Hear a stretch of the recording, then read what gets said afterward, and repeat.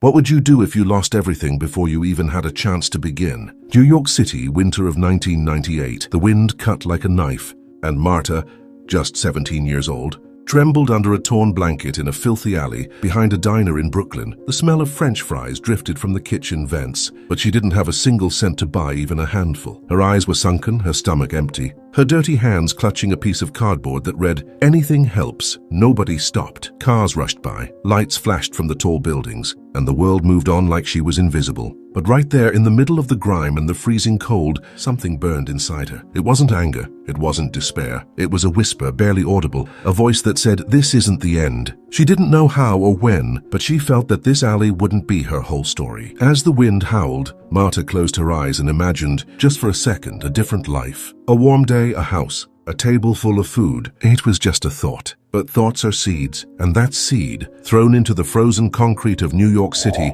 was about to change everything. Stay with me until the end. Subscribe to the channel and hit the like button, because this story doesn't end in rock bottom. The streets don't forgive. Marta learned that quickly. At 17, she had no family, no roof over her head, nothing but the worn-out clothes on her back. Her dad gone when she was just a baby. Her mom died of an overdose when Marta was 14. The system tossed her into a shelter, but she ran away. She preferred the chaos of the streets over that place that smelled like disinfectant and abandonment. New York was a concrete monster. The winter cold mocked her, seeping through the thin coat she'd found in a dumpster. She slept on benches in building entrances, any corner the wind couldn't reach. Sometimes she woke to rats scurrying nearby, other times to a stranger's boot and a scream, "Get out of here, girl." Hunger was a constant. She rummaged through trash cans looking for anything, a piece of apple, a moldy piece of bread. Once she found half a discarded sandwich. She ate it so fast she almost choked, tears in her eyes, not from sadness but from relief and shame. At night, she heard the city scream while her stomach growled, like a warning that tomorrow could be worse. The loneliness was the hardest part. People walked past like she didn't exist. No one looked. No one asked her name. She was just another invisible shadow on the corners of the city that never sleeps. But the worst day came on a gray morning. It was raining and Marta was soaked, shivering so hard she could barely walk. A man in a suit threw a quarter on the ground and said, "Buy some sense, girl." Marta picked it up, but something inside her broke. She wasn't trash. She wasn't a mistake. And in that moment, drenched and humiliated, she made a silent promise.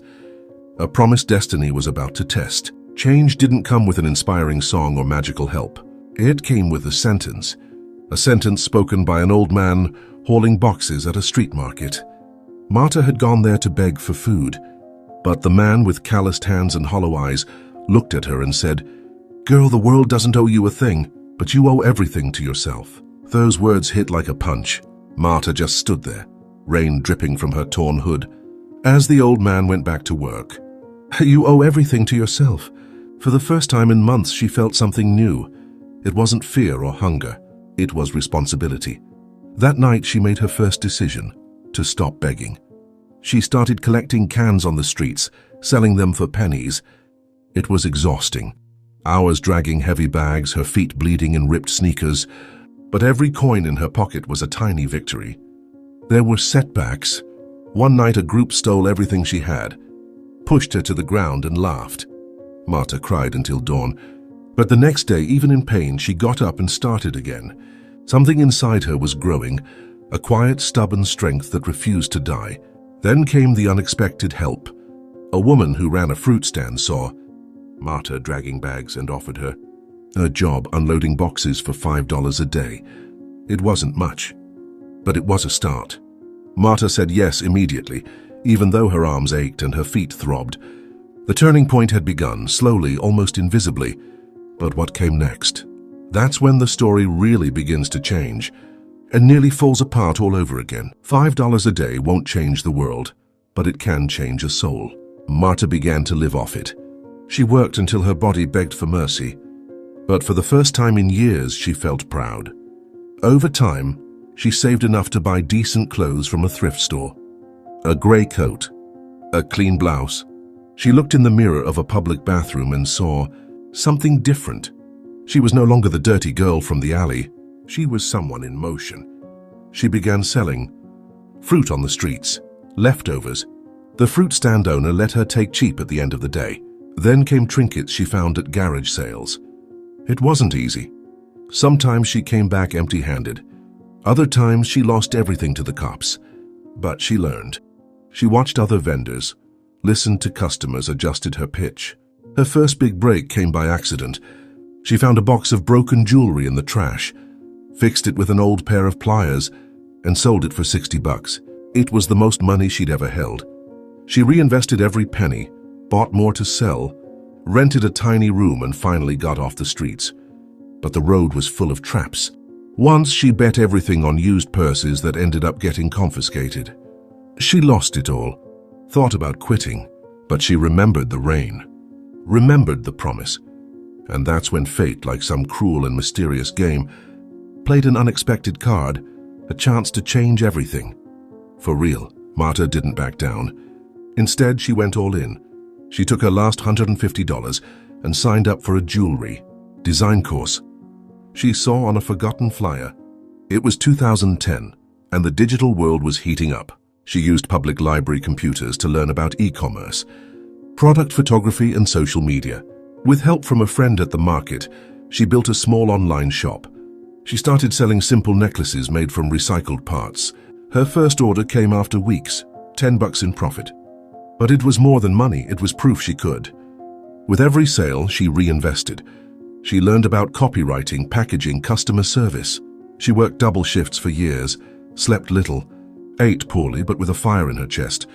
In 2 years, her tiny online store was earning enough for her to live with dignity.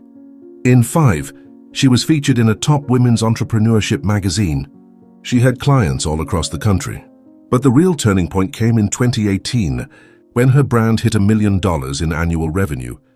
Marta, the alley girl, now stood on a stage, telling her story to hundreds of young people, and the city that once ignored her.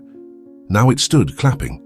But the story doesn't end on the stage, because the final chapter is about what she chose to do with this new power and how it's changing other people's lives. Marta could have stopped there. She could have lived comfortably, surrounded by success, and erased the past like a distant nightmare. But she didn't forget. She remembered the rain, the hunger, the looks of disgust, and she decided to do something about it. She founded a non-profit focused on homeless youth, offering job training, mental health support, and most importantly, dignity. Every year, hundreds of young girls found a new path thanks to that girl who once slept in an alley. She became a mentor, a role model, a symbol that success is possible. But more than fame or money, Marta built a legacy. And she left one powerful question echoing in every speech, every interview, every story. What will you do with the pain you carry? Because as she proves every single day, rock bottom isn't the end. It's the starting point for those who choose to fight. So if this story moved you, hit that subscribe button, drop a like, and share it with someone who needs to hear this. Now tell me in the comments, what's your silent promise? Because as Marta showed the world, one promise can change absolutely everything.